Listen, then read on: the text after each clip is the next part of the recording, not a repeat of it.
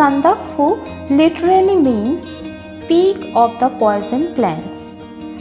Sandakphu is the highest peak in the state of West Bengal, India. It is the highest point of the Singalila Ridge in the Darjeeling district on West Bengal and Nepal border. The peak is located at the edge of the Singalila National Park and has a small village on the summit with a few hostels.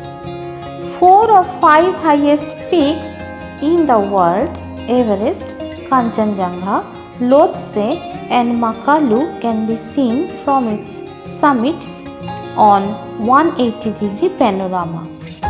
Sandakphu is a prominent name in the trekkers' world as a light moderate trek.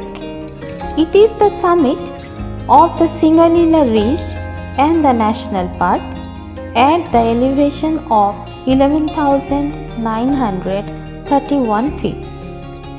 It is just another word for walking or hiking in the mountain.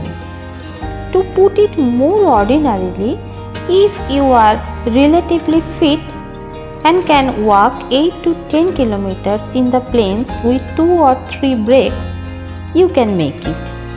The trek is not too easy, neither too difficult, so it gives the beginners a real taste of trekking.